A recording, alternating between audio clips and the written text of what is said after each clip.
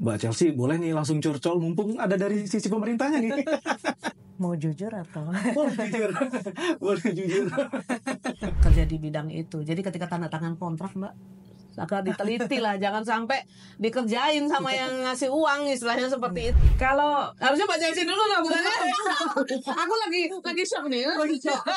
Masyarakat kita sempat digemparkan dengan film Hollywood yang berjudul Ticket to Paradise yang setting ceritanya di Bali, dan salah satu pemeran utamanya juga aktor Indonesia nih, Maxim Boutier.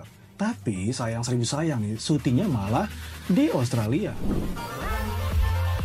Sedang santai dengarkan, saksikan hanya di podcast.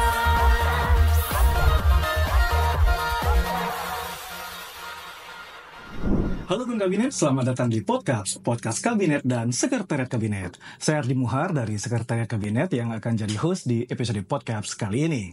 Nah, hari ini podcast kita kedatangan dua perempuan yang hebat, istimewa, mereka super multitalenta dan sangat berdedikasi di perfilman tanah air. Langsung aja kita ngobrol dengan Deputi Bidang Kemaritiman dan Investasi Sekretariat Kabinet, Ibu Diah Pancaningrum. Halo. Dan pelaku industri kreatif sekaligus aktor, Mbak Chelsea Islan. Halo. Halo, Mas. Karena hari ini saya kedatangan dua tamu spesial, saya mau pantun dulu nih. Nanti kru podcast yang ada 1000 di sini boleh bantuin yang cakep-cakep ya. Oke, kita mulai? Siap. Ke pasar ASMK sama-sama belanja aksesoris. Nggak ketinggalan belanjanya ngajak Pak Haris. Cakep. Yuk kita nonton podcast bersama dua perempuan manis. Cakep. Nggak ketinggalan sama hostnya yang nggak kalah manis. Ini berat nih. Setelah ini saya harus grooming. Nah, kalau tadi kan kalau nggak minus saya sudah unjuk Kabisa Pantun nih. Nah, gimana kalau kita kali ini mengajak tamu kita untuk Bu Diah menunjukkan bakatnya. Silakan Bu Diah tunjukkan pesona. Menyanyi ya? Menyanyi. Oke. Tak segampang itu ku mencari penggantimu. Tak segampang itu ku menemukan sosok seperti dirimu, cinta. Udah. Tepuk tangan. Gimana Pak Kabinet? Kalau saya sih oke. Lagi pilek batuk ini. Padahal film batuk ya Bu ya, nggak kebayang kalau suaranya normal ya. Nah, kalau tadi Bu Diah udah nyanyi, sekarang boleh dong Mbak Chelsea tunjukkan pesonamu. Ini mungkin flashback ke salah satu karakter yang mungkin banyak orang juga ingat dari tetangga masa gitu, namanya Bintang. Aku paling coba mengulang satu aja ya ciri khasnya Bintang ya. Siap. So sweet.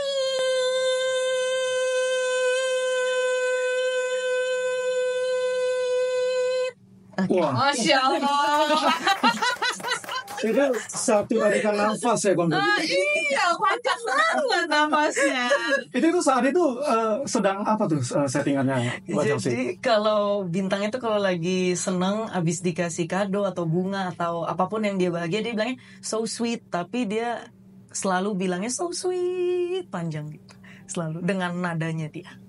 Nah, kawan kabinet, dua orang di depan saya selain sama-sama pinter, inspiratif, dan penuh prestasi, juga memiliki peran penting dalam bidang perfilman di Indonesia.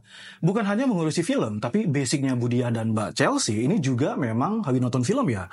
Nah, pengen tahu nih, apa sih film favorit sepanjang masanya Bu Diah dan Mbak Chelsea? Saya ke Bu Diah dulu deh. Godfather. Yang Wow. pertama, aku memang paling senang sama film itu dan cukup berkesan sampai sekarang, bahkan sering saya ulang-ulang kalau pas lagi bingung mau nonton film apa gitu, saya ulang lagi. Tapi memang ada beberapa sequelnya ya, cuma yang menurut saya yang paling berkesan adalah yang Godfather pertama itu. Kalau aku pribadi aku suka Titanic karena menurut aku itu timeless banget dan itu mengingatkan aku sama masa kecil aku. Itu salah satu film pertama yang aku tonton dan aku suka banget sama Leonardo. Iya. Sampai sekarang. Sampai sekarang. Salah satu aktor favorit aku. Ngomong-ngomong soal film nih, pernah nggak sih ada yang menginspirasi atau mengubah cara pandang hidup dari film yang ditonton? Mungkin Laskar Pelangi ya.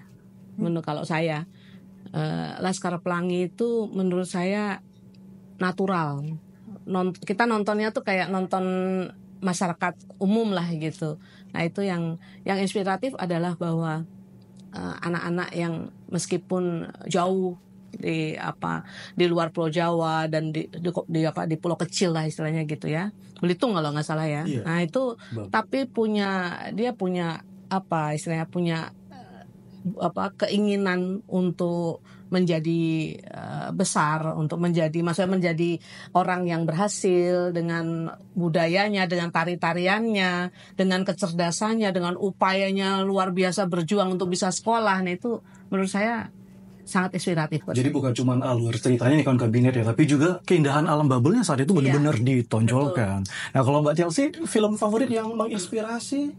Salah satunya adalah Denias Senandung di Atas Awan. Wah. Dari Papua. Waktu itu menurut aku itu salah satu film pertama juga yang aku tonton. Aku masih kelas 5 SD. Wah, itu aku melihat keindahan alam, terus bagaimana perjuangan Denias untuk sekolah gitu, dan salah satunya juga Sokola Rimba. Ada satu film lagi Sokola Rimba, itu juga sebenarnya memberi kita pesan inspiratif gitu, bahwa kita tuh bersyukur banget yang tinggal di kota besar, punya privilege untuk edukasi, untuk pendidikan, tetapi masih banyak teman-teman di luar sana yang juga ingin merasakan bagaimana sih sekolah gitu. Nah ini menarik ya, Budia tadi Laskar Pelangi, Mbak Chelsea Denias, dua-duanya film Indonesia. Ini menunjukkan kualitas perfilman Indonesia memang bukan kaleng-kaleng. Berbicara nonton film, lebih suka nonton film langsung di bioskop atau dengan teknologi sekarang streaming sudah banyak, Netflix, Disney Plus, HBO Go, lebih prefer mana nih Budia? Kalau saya untuk film-film tertentu terutama yang rame gitu ya, misalnya kayak Avenger atau bahkan Harry Potter, itu saya lebih senang di bioskop jujur. Tapi kalau film-film horor gitu, saya mendingan di rumah. Takut saya kalau di bioskop, takut kebayang-bayang gitu. Jadi makanya saya kurang suka nonton film horor di bioskop. Tapi kalau di rumah sih lumayan sering nonton film horor. Ya kalau Mbak Chelsea?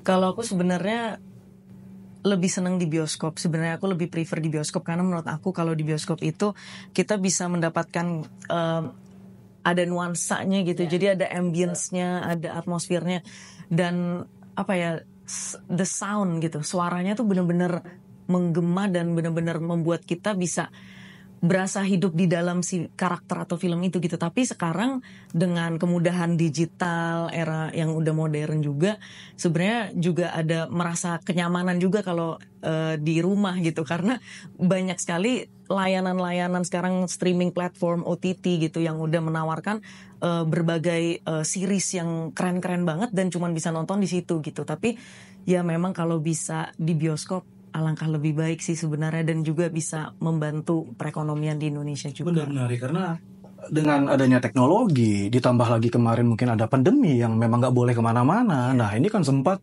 bioskop itu jadi bisa dikatakan jadi sarangnya laba-laba begitu ya. Nah di satu sisi teknologi oke, tapi di sisi lain ya kita juga harus menghidupkan bioskop ya, memang tempat ranahnya untuk menonton film. Nah ngomong-ngomong tadi ada film favorit semacam masa, berarti pengen tahu sih Budia, aktor crushnya siapa sih? Ya itu yang karena saya senang Godfather, waktu itu ya saya senangnya Robert De Niro sama Gary Oldman sih. Gary Oldman tuh gara-gara jadi Dracula kalau nggak salah sih. Nah kalau itu kan ekspor Ibu. Kalau di dalam negerinya siapa aktor crushnya? Kalau sebenarnya sih kalau yang lama-lama siapa ya? Kalau saya sih senang Reza Rahardian, cukup suka. Cukup suka. Gitu. Nah kalau tadi Mbak Chelsea udah nyebutin Leonardo DiCaprio, kalau aktor crush untuk lokalnya sendiri siapa? Aktor crush di dalam negeri ada beberapa sih sebenarnya, ada berbagai aktor, tapi mungkin top 3 gitu ya. Karena mereka juga senior aku, mereka juga yang menginspirasi aku juga. Salah satunya ada Mas Lukman Sardi, ada Mas Reza Rahadian juga, sama Mas Aryo Bayu. Lukman Sardi yang pertama, yang kedua Mas Reza Rahadian. Mas Reza yang ketiga Mas Aryo Bayu. Yang keempat Ardi Muhari. Oke kan Kabinet tadi mungkin banyak yang bertanya-tanya gitu ya. Deputi Bidang Kemaritiman dan Investasi Sekretariat Kabinet. Tapi kok bisa-bisanya ngurus perfilman? Itu gimana ceritanya, Bu? Di dalam Asdep bidang pariwisata itu, Asdep bidang pariwisata dan investasi itu ternyata ada yang bidang ekonomi kreatif. Ekonomi kreatif ini memang mengembangkan ada beberapa hal yang bisa diteliti, dipantau dan melaksanakan tusinya. Itu yang sekarang sedang kita dalami itu kebetulan soal film dan juga soal game sebetulnya. Jadi bagaimana film Indonesia itu bisa meningkatkan perekonomian Indonesia, kemudian meningkatkan investasi tentunya gitu.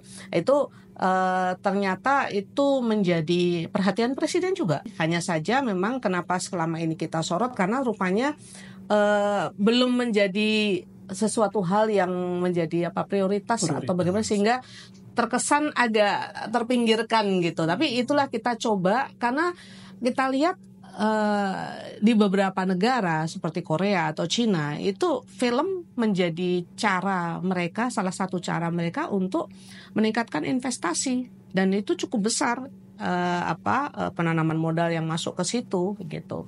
Itulah makanya kita tampaknya perlu untuk mencoba membuat sorot pandang pemerintah itu lebih sedikit belok lah gitu ke perfilman, kemudian juga soal ekonomi kreatif pada umumnya.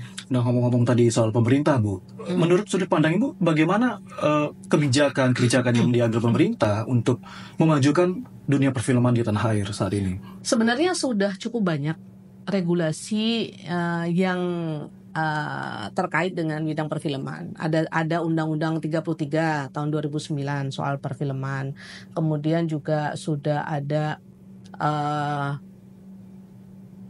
Permendikbud juga terkait sama izin untuk orang asing yang ingin buat film di Indonesia ya. Permendikbud nomor 48 tahun 2018. Jadi di dalamnya, dalam undang-undang itu sendiri sebetulnya sudah ada aturan bagaimana supaya kita itu bisa meningkatkan soal pelayanan mengenai izin lokasi untuk orang asing mau membuat film di kita. Cuma memang tampaknya peraturan turunannya itu yang secara detail itu menurut saya sih hanya kurang dipahami saja. Karena sebetulnya aturannya sudah ada. Tapi memang tidak secara eksplisit mengatur mekanisme misalnya begitu. Nah mungkin mekanisme itu mungkin harusnya bisa diatur dalam Permendikbudnya tadi. Tetapi itu pun rupanya belum menyentuh kepada izin-izin lokasi yang terkait dengan perorangan. Jadi kalau izin lokasi yang dimiliki oleh pemerintah, untuk lokasi-lokasi yang dimiliki pemerintah sudah. Dan itu saya pikir tinggal dilaksanakan aja. Cuma memang di kita ternyata untuk izin-izin yang terkait sama perorangan itu memang masih belum diatur secara jelas gitu, dan akhirnya membuat izin-izin itu terkesannya ribet. Padahal sebetulnya enggak, cuma karena masing-masing masih jalan sendiri-sendiri, nah itulah yang kemudian terlihat agak sulit. Padahal sebetulnya sudah ada Badan Perfilman Indonesia kan sebetulnya sudah disiapkan, tapi memang mungkin belum terlalu menyentuh ke arah situ. Nah kalau itu kan soal kebijakan pemerintah. Nah kalau dari kacamata Ibu sendiri, bagaimana Ibu melihat kondisi atau geliat perkembangan perfilman di tanah air saat ini? Menurut saya sebetulnya sekarang banyak film yang bagus-bagus ya, dan bahkan menang di beberapa festival internasional gitu. Jadi kalau internasional aja bisa melihat bahwa hasil film teman-teman Indonesia ini sangat bagus. Nah tentunya kita sebagai orang Indonesia harus lebih menghargai lagi. Seperti itu. Nah kalau Mbak Chelsea melihatnya geliat perkembangan perfilman di tanah air ini, apakah lagi sedang hype atau nanti tiba-tiba turun lagi trennya, bagaimana Mbak? Kalau dari kacamata aku pribadi ya, aku melihat bahwa sebenarnya perfilman Indonesia ini sedang sangat berkembang. Film Indonesia banyak sekali yang mendapatkan apresiasi dan dihargai oleh filmmaker dari luar negeri. Bahkan ada berbagai sutradara Indonesia yang sekarang sudah menyutradarai di Hollywood. Gitu, salah satunya Mbak Mauli Surya. Kemarin juga baru tayang, filmnya ada di Netflix dan itu luar biasa sekali karena aku melihat bahwa wow, ternyata memang Indonesia dan maksudnya semua potensi-potensi yang ada di filmmakers ini luar biasa.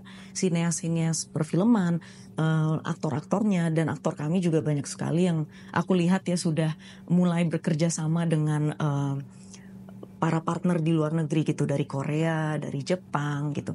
Dan sebenarnya melihat dari kemarin dari Festival Film Indonesia juga banyak sekali film-film yang masuk nominasi itu sebenarnya sudah diputar di luar negeri. Jadi seperti Locarno Festival, Busan Film Festival di Makau, sudah masuk ke berbagai film festival dan di sana sudah diakui gitu. Jadi memang sebenarnya benar kata Budi ya, kita membutuhkan lebih banyak lagi teman-teman kita, teman-teman di tanah air kita yang juga memberikan dukungan gitu. Bagaimana sih menghargai film sendiri dan menjadi raja di tanah air sendiri gitu. Jadi bagaimana ya untuk film lokal tuh menjadi raja di bioskop gitu. Karena mungkin aku sharing sedikit aja, aku melihat kadang-kadang film Indonesia tuh cuma dikasih waktu sedikit banget untuk di bioskop gitu, masa tayangnya. Tetapi ketika international movies gitu ya, mau Hollywood, mau Bollywood atau Korean movies, itu mendapatkan waktu lebih lama gitu. Jadi kasihan gitu untuk teman-teman filmmakers, untuk kru dan cast yang udah bekerja keras gitu ya. Di negara sendiri aja kita ada time limit ibaratnya gitu sih yang aku melihat. Jadi ketika nggak memenuhi standar, misalnya nggak sampai berapa ratus ribu penonton, langsung diturunin, layarnya dikurangin, dan udah bioskopnya juga tidak terlalu banyak kan sebenarnya. Tadi juga sempat kita bicara sedikit ya Budi ya, penduduk kita kan banyak sekali gitu, tetapi gedung-gedung bioskop itu sangat minim gitu di seluruh Indonesia. Baik, saya malah baru ngeh gitu kalau ternyata untuk film lokal durasi dipampangkan di bioskopnya lebih pendek. Sementara kalau untuk film yang internasional ya mungkin lebih panjang. Ini agak unik juga gitu karena selayaknya ya film kita harus jadi, benar kata Mbak Chelsea, menjadi raja di rumahnya sendiri. Nah, industri film tanah air nih kawan kabinet, ini kan didominasi oleh genre-genre, contohnya horor. Banyak film seperti Sewu Dino, KKN di Desa Penari, Zuzana. Ini menurut Mbak Chelsea, kenapa film genre horor ini malah lebih mendapat tempat di hati pemirsa Indonesia?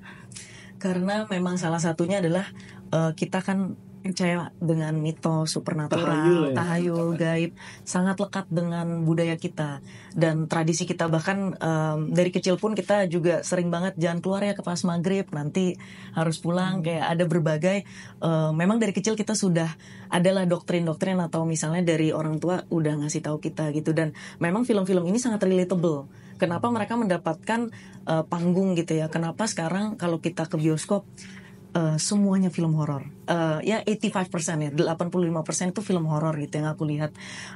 Mungkin karena itu juga, karena memang peminat dari para penonton dari masyarakat Indonesia, mereka merasa relatable gitu, karena oh ya ini aku pernah denger nih cerita ini, atau banyak sekali kisah nyata yang diangkat ke bioskop gitu. Urban legend. Iya, urban legend. Terus memang kita percaya gitu dengan cerita-cerita rakyat pas masih kecil, misalnya si Manis Jembatan Ancol itu kan kita semua pasti tahu, nggak mungkin nggak tahu gitu dari buku-buku bacaan dan semua. Dan pas mereka membuat menjadi film gitu seperti Suzana, itu kan legenda sekali gitu.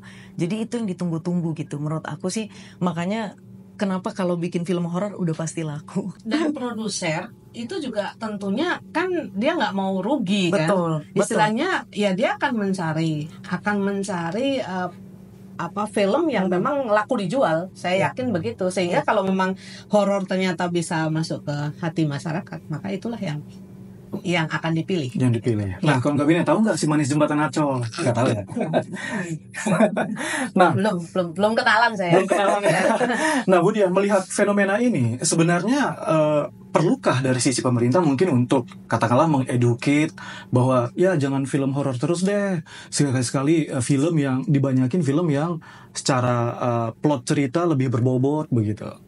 Ya, saya pikir pemerintah harus berupaya untuk memberikan edukasi kepada masyarakat sehingga jangan hanya film horor yang ditonton, tapi film-film yang mempunyai kualitas yang bagus, baik dari sisi cerita maupun pembuatannya gitu, untuk bisa dinikmati oleh masyarakat luas gitu. Tapi sebetulnya upaya itu sudah dilakukan. Artinya ada beberapa yang saya tahu seperti misalnya di Kemendikbud beberapa kali nonton film bareng, nobar gitu, di mana di daerah apa tuh Jakarta Theater ya kalau nggak salah. Ya itu artinya sebetulnya ada upaya itu, bahwa upaya itu mungkin belum menyentuh secara luas kepada masyarakat. Ya mungkin butuh waktu atau mungkin tenaga yang harus effort yang harus dilakukan itu juga harus lebih besar lagi gitu untuk bisa menyentuh sampai ke masyarakat yang jauh di pinggiran sana, sehingga mereka juga punya animo yang sama gitu. Jangan hanya yang di kota-kota aja, tapi bahkan masyarakat-masyarakat yang agak jauh itu juga memahami bahwa perlu juga kita sekali-sekali menonton film yang mempunyai kualitas atau cerita yang lebih bagus. Tetapi bukan berarti horor nggak bagus ya. Karena ada film horor yang memang kualitasnya bagus gitu loh. Emang saya pernah nonton film horor yang kualitas bagus, saya pikir itu luar biasa juga. Nah, kalau Mbak Chelsea melihat ini kan sebenarnya tantangan tersendiri gitu ya. Nah, apakah bagi Mbak Chelsea sebagai pelaku industri film melihat apakah ini hanya sekedar tantangan atau bagaimana untuk menumbuhkan minat penonton akan genre tertentu nih Mbak? Ya, memang ini menjadi tantangan karena kembali lagi banyak sekali yang melihat bahwa mereka harus memproduksi sesuatu yang bisa balik modal. Ya, betul. Nah, itu menjadi titik permasalahan kita gitu sebenarnya, karena ketika kita membuat film yang mengangkat misalnya nilai-nilai heroisme, terus nasionalisme, terus mungkin budaya, seni dan kultur gitu ya, sebenarnya itu film-film yang lebih baik diproduksi gitu, karena meningkatkan edukasi juga dan juga banyak banget mungkin ilmu-ilmu baru yang bisa dilihat terutama untuk generasi muda gitu ya, daripada membaca buku. Ini menjadi media sarana edukasi gitu ya film. Tetapi kembali lagi karena memang banyaknya minat dari para penonton dan juga masyarakat yang memang lebih suka menonton film yang ringan. Jadi ketika ringan itu memang justru mereka mau ke bioskop tuh untuk refreshing gitu. Jadi aku bukan untuk disuruh mikir ya, bener-bener. Aku melihat itu tren ya, mungkin tren di negara kita sendiri gitu. Ketika ada komedi itu udah pasti laku, dijamin. Horor laku, percintaan gitu atau religi gitu. Tetapi ketika genre-genre action, thriller atau misalkan yang tadi itu biopik, kadang-kadang banyak sekali film yang mengangkat kisah nyata yang biografi gitu ya, tentang misalnya guru bangsa Cokroaminoto, Sultan Agung, Soekarno. Itu kan banyak film dan sudah ada sebenarnya gitu, tetapi kembali lagi penontonnya tidak banyak gitu. Jadi memang sebenarnya mungkin kalau misalnya kita ada kurikulum di sekolah gitu ya, kita menganalisa bersama, nonton bareng, atau mungkin film-film ini bisa menjadi alat media untuk tools of diplomacy juga untuk negara lain gitu. Mungkin itu akan menjadi salah satu solusinya menurut aku. Tetapi kembali lagi kalau untuk di bioskop memang agak sulit untuk bersaing. Iya. Tapi itulah sebentar. Kalau bisa misalnya kita bisa menggandeng film-film ini dan produsernya untuk lebih memperkenalkan Indonesia, termasuk juga budayanya, makanannya, bajunya atau apapun itu yang terkait dengan apa yang dimiliki oleh Indonesia. Saya pikir media film itu akan menjadi hal yang sangat luar biasa untuk bisa dikenalkan bahkan secara internasional, sehingga secara tidak istilahnya tadi yang disampaikan Mbak Chelsea tadi, bahwa sebetulnya kita senang yang ringan, tapi kalau yang ringan itu kemudian kita bisa memasukkan hal-hal yang misalnya alamnya Indonesia, betapa indahnya, dan kemudian makanan-makanan kita secara tidak langsung lah gitu, itu sebenarnya mengenalkan Indonesia ke masyarakat dan orang lain. Dan orang masyarakat juga tahu makanan dari luar, misalnya dari provinsi lain, dan orang lain orang internasional juga paham tentang Indonesia, nggak cuma Bali dan Jakarta aja. Betul, jadi itu sejenis soft diplomasi sebenarnya, Betul. Mbak. Nah, kembali ke Mbak Chelsea. Mbak Chelsea, apa sih sebenarnya membuat seorang Chelsea Islan mengambil peran, ya saya akan mengambil peran di film ini, begitu? Jadi memang berapa kali itu kan ketika ditawarin sebuah film itu, aku pastinya baca dulu semuanya skripnya. Aku selalu melihat sebenarnya moralnya apa sih, apa sebenarnya pesan yang mau disampaikan nih ke masyarakat gitu. Misalnya aku waktu itu mengambil film di balik 98 tentang reformasi, tentang sejarah Indonesia gitu ya, krisis moneter gitu. Menurut aku ini bisa menjadi salah satu sarana edukasi juga untuk generasi muda untuk belajar tentang sejarah Indonesia. Atau misalnya waktu itu mengambil juga film Guru Bangsa Cokroaminoto dan film Rudy Habibie gitu ya.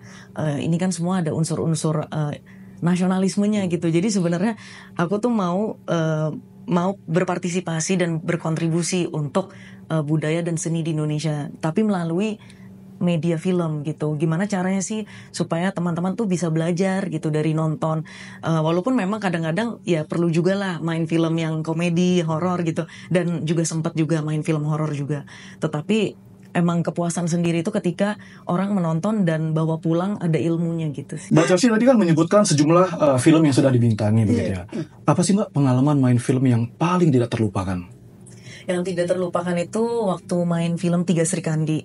Itu tentang 3 atlet Indonesia yang akhirnya menang di Olimpiade Seoul. Itu juga biopik juga. Dan aku seneng banget sama film itu karena banyak anak-anak. Iya, panahan. Aku seneng banget karena belajar panahan juga, terus belajar tentang atlet-atlet, tentang sejarahnya juga, dan akhirnya bisa ketemu langsung sama atletnya, sama Mbak Lilis Handayani. Aku bertemu langsung dan interview langsung. Waktu itu juga diajarin panahan. Jadi itu tidak terlupakan sampai detik ini ya, karena benar-benar bisa mendengarkan kisah nyata gitu di balik perjuangannya para atlet Indonesia buat mengharumkan nama bangsa Indonesia. Nah, kawan kabinet, sekarang kita bahas lokasi syuting ya. Beberapa waktu lalu, masyarakat kita sempat digemparkan dengan film Hollywood yang berjudul Ticket to Paradise yang setting ceritanya di Bali. Dan salah satu pemeran utamanya juga aktor Indonesia nih, Maxime Bouthier. Tapi sayang seribu sayang nih, syutingnya malah di Australia. Nah, ini mungkin jadi evaluasi buat pemerintah Indonesia ya, Bu Dia. Padahal sebelumnya beberapa film internasional nih sudah syuting di Indonesia. Contohnya ada Eat, Pray and Love, juga ada Alex the Cross dan Black Jet. Nah, sebenarnya apa sih yang terjadi, Bu Dia? Kalau menurut aturannya sebetulnya sudah diatur secara jelas ya. Sudah diatur secara jelas. Jadi di Undang-Undang 33 tahun 2009 juga ada aturan mengenai itu. Kemudian juga sudah diatur di Permendikbud juga bagaimana caranya supaya orang asing yang ingin membuat film di Indonesia itu bisa peroleh izin lokasi atau izin pembuatan film. Cuma saja barangkali menurut saya sih ada beberapa lokasi yang tampaknya memang yang bisa memperoleh izin adalah lokasi-lokasi yang dimiliki atau dinaungi oleh pemerintah. Nah mungkin mereka atau si pembuat filmnya ini kepengen berada di lokasi yang di luar itu. Nah kalau di luar itu memang agak ribet karena memang harus izin ke masing-masing pihak terkait gitu. Nah ini di daerah itu memang belum ada suatu komisi lah ya, komisi atau suatu badan yang mengatur atau melaksanakan hal itu. Bahwa sekarang sudah ada Badan Perfilman Indonesia, tetapi memang untuk mencapai ke daerah tampaknya belum dilakukan. Walaupun bukan berarti nggak bisa. Menurut saya sebetulnya itu masih terbuka kemungkinan Badan Perfilman Indonesia itu punya perwakilan lah begitu di daerah yang bisa mengurus masalah itu. Karena sekarang itu dilempar atau diserahkan kepada pemerintah daerah. Tapi pemerintah daerah pun tidak berani memberikan izin kalau memang lokasinya bukan yang berada di bawah atau dinaungi oleh pemerintah daerah. Misalnya dimiliki oleh perorangan. Nah ini juga harus izinnya masing-masing. Nah ini kalau sudah izin masing-masing begini, biasanya si pembuat film terkait masalah waktu, dan mungkin mohon maaf ya, mungkin uang juga yang mungkin akan jauh lebih mahal karena masing-masing akan mematok harga yang berbeda-beda gitu. Nah itulah yang menurut saya perlu barangkali pemerintah mulai memikirkan bagaimana agar perizinan terkait masalah pembuatan film oleh orang asing ini bisa lebih terlihat secara jelas, baik mekanisme perizinannya terutama yang terkait dengan perorangan ya. Kemudian juga perlu dipikirkan apakah memang ada suatu semacam komisi atau badan di daerah lah gitu untuk bisa melayani masalah itu atau menyelesaikan permasalahan permohonan itu. Karena kalau permohonannya sudah jelas, jadi dari orang asing lewat ke Kementerian Luar Negeri untuk izin masuk ke Indonesia dan melaksanakan syuting di sini, dan kemudian oleh Kemenlu diserahkan kepada Kemendikbud untuk bisa memberikan izin pembuatan film tersebut, gitu ya. Cuma ya itu, yang diberikan izin adalah lokasi yang dinaungi oleh pemerintah atau dimiliki oleh pemerintah. Nah itu yang mungkin saya nggak tahu masalahnya di mana ketika di Bali itu kegiatan film tersebut, tetapi tingkat kesulitan ketika mencoba mencari izin yang lebih kepada perorangan itu yang perlu effort yang lebih besar, dan itu membuat mereka mundur karena waktunya mungkin juga dikejar-kejar. Nah, semoga pihak-pihak terkait yang mungkin yang menonton podcast ini segera berbenah ya Bu Diah. Nah, dari sudut pandang Mbak Chelsea sendiri nih sebagai pelaku industri film, apakah proses perizinan syuting film di Indonesia sudah ideal atau masih ribet, Mbak? Mau jujur atau? Boleh jujur. Sebenarnya kalau mau jujur sih masih ribet ya gitu. Aku masih melihat gitu berbagai produser gitu atau sutradara mau syuting di negara sendiri aja masih ada ya layers itu yang tadi mungkin Bu Dia juga sudah sampaikan barusan gitu. Tetapi masih ada aja gitu. Semacam kalau konser gitu ada calonnya misalnya gitu. Jadi ini tuh seperti itu gitu. Harusnya kan dikasih izin karena kan ini kan juga untuk memperlihat loh ini keindahannya Indonesia gitu, keindahan tempat-tempat kita, ada dari Sabang sampai Merauke, mungkin dari Raja Ampat, dari Bali, dari Sumba, itu kan luar biasa sekali. Tradisi, budaya, makanan, sukunya, adatnya, pakaiannya, orang lokalnya, itu banyak sekali sebenarnya yang bisa dijadikan cerita dan dijahit menjadi film gitu. Tetapi memang masih ada saja berbagai mungkin oknum atau pihak yang memberikan kesulitan lah pada pihak-pihak produksi gitu. Dan mungkin ini juga yang bisa jadi dikatakan salah satu penyebab mengapa film-film internasional itu lebih banyak mungkin syuting di negara lain, misalkan ya Thailand seperti itu. Jadi ya semoga pihak-pihak terkait terus berbenah ya Bu Diah ya. Nah, mungkin saya bisa kasih contoh dari yang kita temukan gitu ya, seperti misalnya di Prancis kalau nggak salah itu. Jadi dia punya semacam komite di Prancis itu, ketika orang asing mau bikin film di sana, maka komite tersebutlah yang mengurus semuanya. Jadi si orang yang membuat film itu datang tinggal action, gitu. Tapi memang ya mungkin besar biayanya, dan saya sih melihat orang asing yang membuat film itu sebetulnya sudah siap dengan dana yang diperlukan, asal itu bisa diterima lah gitu ya, artinya gedenya bisa diterima gitu. Jadi ketika besaran dari iuran tadi itu juga bisa diterima dan kemudian semua diurus oleh komite tersebut, maka itu sebetulnya memudahkan mereka nggak perlu lagi datang ke perorangan atau apa itu, sehingga mereka seneng gitu karena sudah diurusi oleh si komite ini. Nah kalau kita kan enggak, kita mungkin diurusin, tapi itu tadi yang saya sampaikan, setahu saya yang ada di aturan itu adalah baru yang di bawah kewenangan Pemda maupun pemerintah pusat, tetapi yang di perorangan memang tampaknya belum tersentuh. Nah itu mungkin yang memang perlu ada aturan. Nah ini menarik ya Budi, dari mirroring yang ada di Perancis seperti itu ya.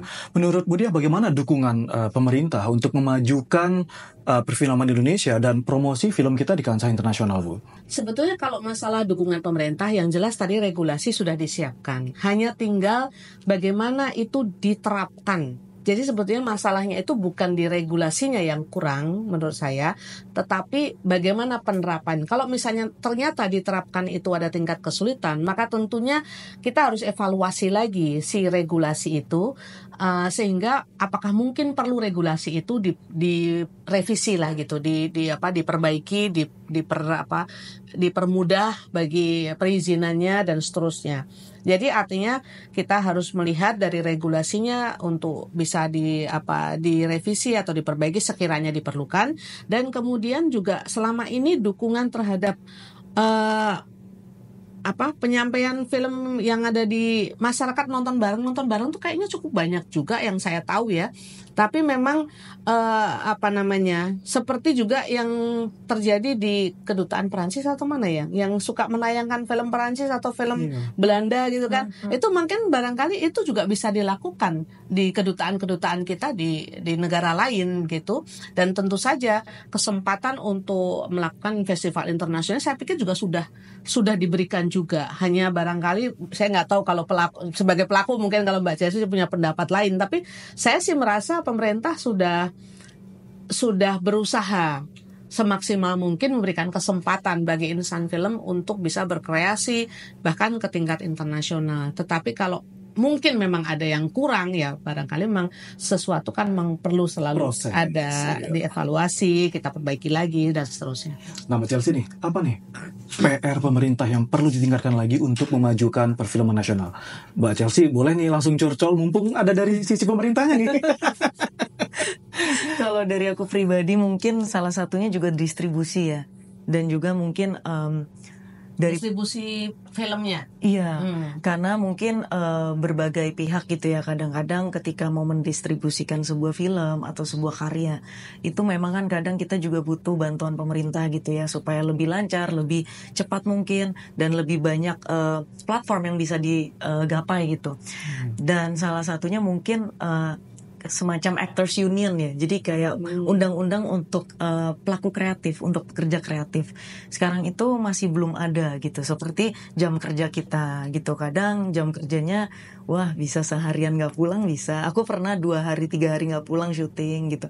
Mungkin bagaimana sih mereka juga punyalah gitu rules. Bagaimana untuk bisa berkarya tapi juga ada yang melindungi gitu. Jadi di bawah naungan pemerintah juga mungkin, karena aku melihat gitu pekerja seni, pekerja film,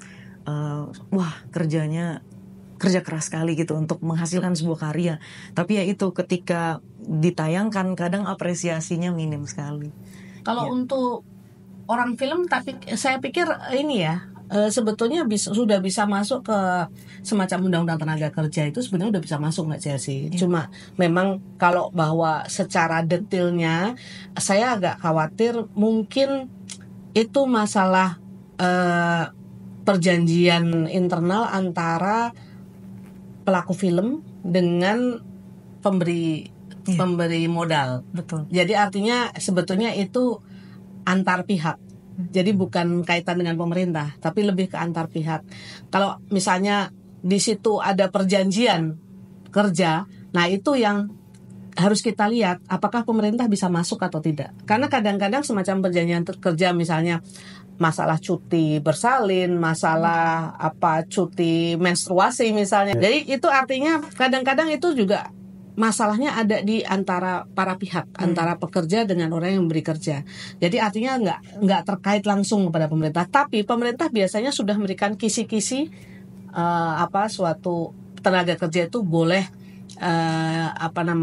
diminta tenaganya itu dengan aturan seperti apa. Itu setahu saya sudah ada. Tapi memang buat detailnya barangkali harus diperhatikan ketika Mbak Chelsea baca perjanjiannya, jangan mau kalau disuruh kerja nggak pakai berhenti gitu istilahnya seperti itu. Tapi Iya. saya yakin pasti pemerintah sudah memberikan jam kerja secara jelas di aturannya. Tapi kadang-kadang karena dikejar waktu dan sebagainya, yang memberi kerja ini suka berlebihan barangkali. Nah, itu yang harus hati-hati, terutama untuk teman-teman yang memang bekerja di bidang itu. Jadi ketika tanda tangan kontrak, Mbak, agak diteliti lah, jangan sampai dikerjain sama yang ngasih uang, istilahnya seperti itu Jadi kan. bukan kerja ya, boleh dikerjain. Nah, dikerjain itu menurut saya. Kasihan juga sampai berarti 3 hari nggak pulang gitu, kecuali jauh ya.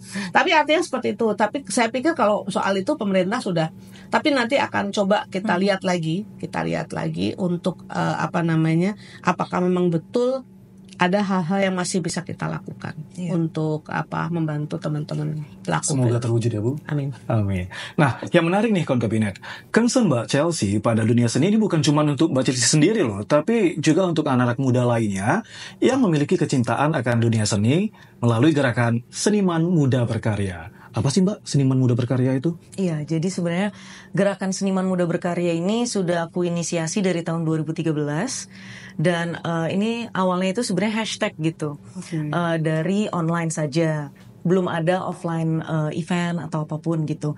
Sebenarnya aku ingin supaya seniman-seniman lokal, seniman seni pertunjukan, seni musik, karena dari subsektor seni kan itu banyak sekali ya lininya gitu ya.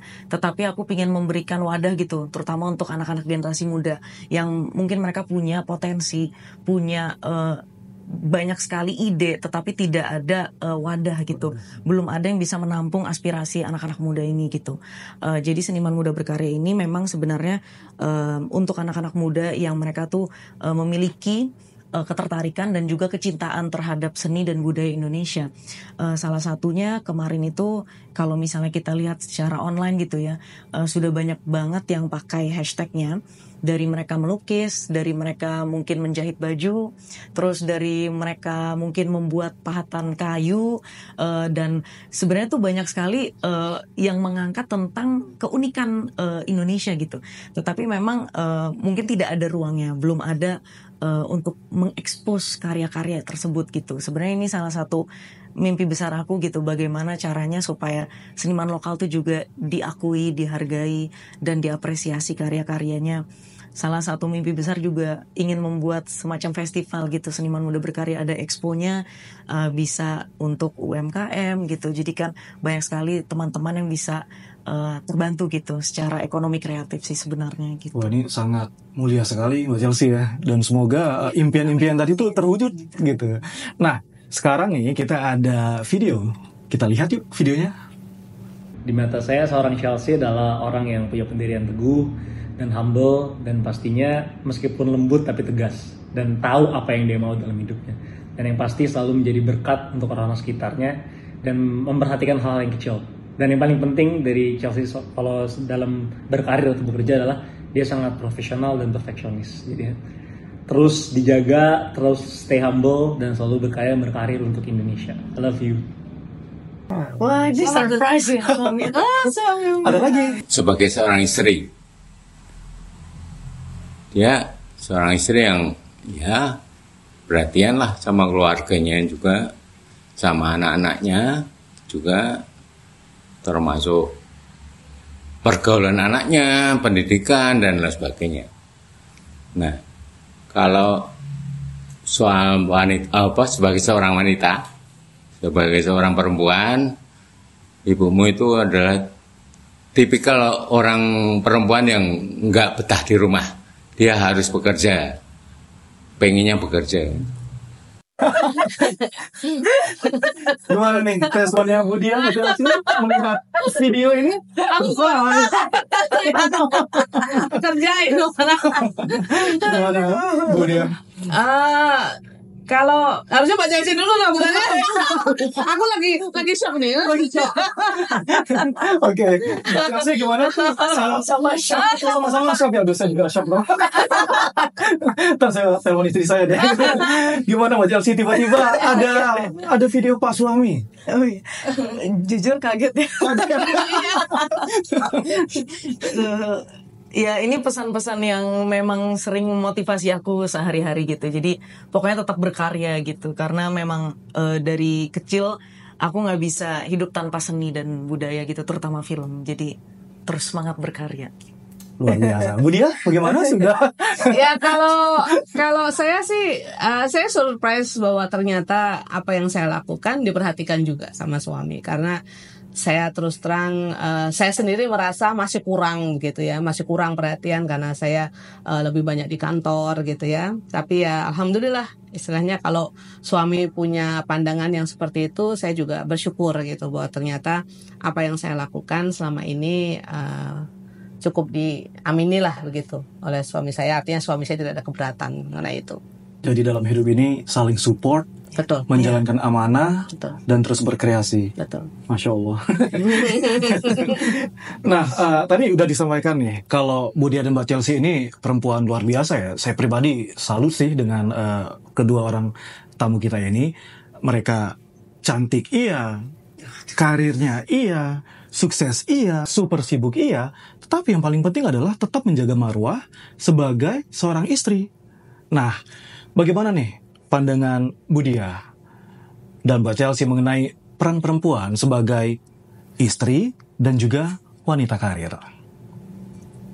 Kalau buat saya, perempuan itu memang punya kesempatan yang sama dengan laki-laki untuk berkarir gitu ya. Tapi memang untuk menjadi seorang wanita yang punya karir itu biasanya membutuhkan effort yang lebih banyak kalau menurut saya. Kenapa? Karena kita tetap secara kodrati, bukan kita juga usah lihat kewajiban, tetapi kita secara kodrat saja akan sangat memikirkan anak dan suami di rumah. Artinya ketika kita berangkat kerja, kita mikir juga suami udah makan belum, nanti makan di mana, apa yang akan dimakan, anak-anak makan seperti apa. Itu kan kita mau berangkat aja sudah mikir gitu ya. Selain bahwa kita juga memikirkan nanti gua makan apa sarapan, itu tetap kita di rumah, yang kita tinggal di rumah juga akan kita pikirkan. Sampai malam pun seperti Mbak Chelsea sampai berhari-hari seperti itu kan juga terpikirkan juga yang di rumah seperti apa. Jadi memang effort seorang perempuan memang tampaknya memang harus lebih besar gitu ya. Cuma itu kalau buat perempuan itu sesuatu yang biasanya happy. Karena memang kodratinya seperti itu gitu ya. Jadi artinya kodratinya memang perhatian lah istilahnya seperti itu, sehingga nggak ada masalah ya. Artinya kita selalu yang penting kita melakukan semuanya dengan happy, dan kita bisa mempunyai kesempatan. Kita bersyukur bahwa suami-suami kita bisa memahami bahwa kita pengen punya karir yang bagus begitu. Nah, kalau Mbak Chelsea bagaimana life balance? Istri iya, wanita karir juga iya. Menurut aku kembali lagi karena memang setiap orang pasti punya goalsnya dalam hidup gitu ya. Mungkin ada mimpi-mimpi sebagai perempuan juga. Aku melihat banyak sekali teman-teman aku gitu yang masih ingin mencapai mimpi, punya cita-cita yang mungkin mereka juga harus balance gitu ya, dengan hidup di rumah, dengan di luar gitu. Tetapi memang dengan kesempatan yang diberikan, dan apalagi sekarang gitu ya, aku melihat banyak sekali pemimpin perempuan gitu. Di pemerintahan juga banyak, di perfilman, di manapun sebenarnya ya gitu. Dan aku melihat di institusi-institusi juga sekarang sudah memberikan kesempatan dan juga chance gitu buat teman-teman perempuan yang mau menjadi leader gitu.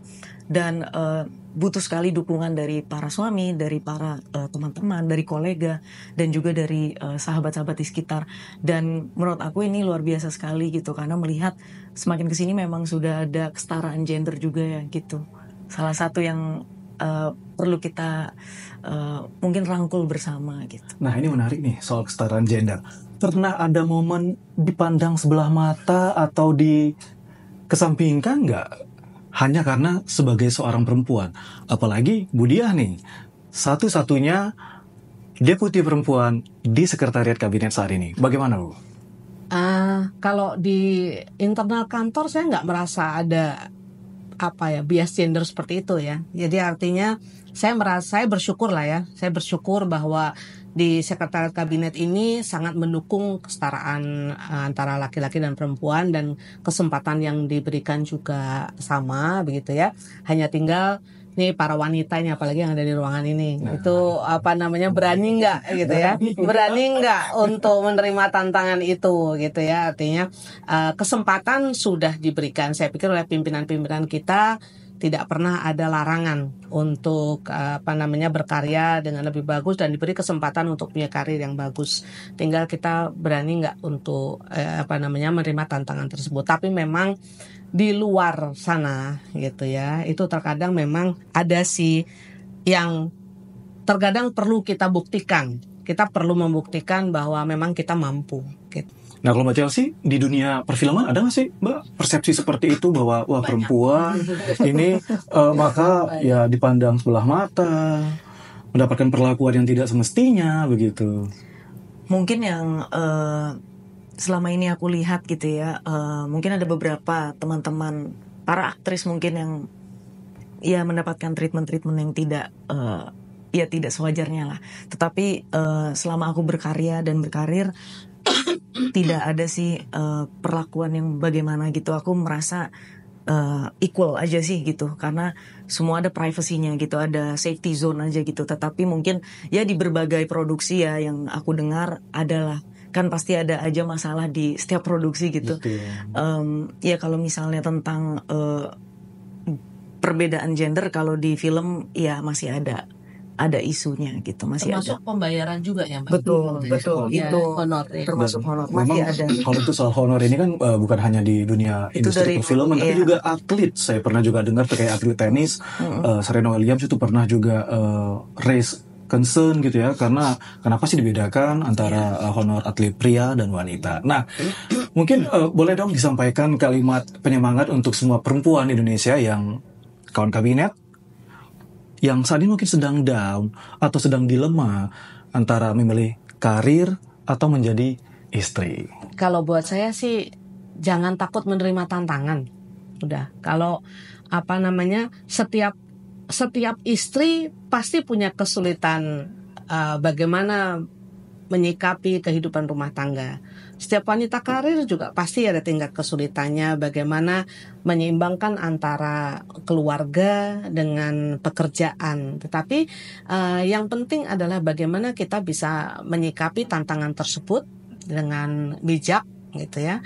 Bagaimana menyeimbangkan itu memang perlu ada semangat dalam hati untuk bisa tetap berjuang, tetap dengan cara yang baik menyampaikannya kepada keluarga. Saya yakin akan ada kesempatan.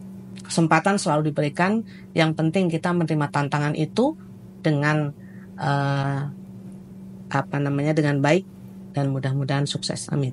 Amin. Nah, kalau Mbak Chelsea nih, kata-kata motivasi penyemangat untuk perempuan di seluruh Indonesia. Ada satu, empowered woman empowering other women gitu.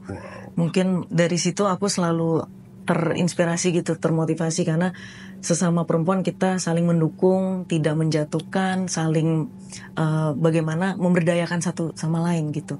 Dan juga benar kata Budia gitu, bagaimana sih setiap perempuan itu terus berjuang menggapai mimpinya dan menyuarakan yang menurut mereka memang haknya mereka gitu. Jadi freedom of speech, dan juga sekarang kan sudah semuanya serba self-love, self-care, itu salah satunya juga bagaimana kita juga memprioritaskan diri kita juga sebagai perempuan. Dan intinya sih pastinya never give up till the end. Terima kasih Budia, Mbak Chelsea atas obrolan kita hari ini. Semoga setelah ini pihak-pihak terkait ada yang mendengar terus bergegas agar lokasi syuting bisa di mana saja di Indonesia, dan juga semoga kualitas perfilman kita ceritanya makin bagus, sinematografinya makin oke, dan bisa go internasional. Amin. Nah, bagi kawan kabinet kalau ada ide atau saran boleh tulis di kolom komentar di bawah ya, dan jangan lupa subscribe, like, dan share YouTube channel Sekretariat Kabinet dan dengerin bincang-bincang ini di platform Spotify. Tunggu episode podcast selanjutnya. Saya Ardi Muhar dan kru Sekretariat Kabinet pamit undur diri. Bye kawan kabinet.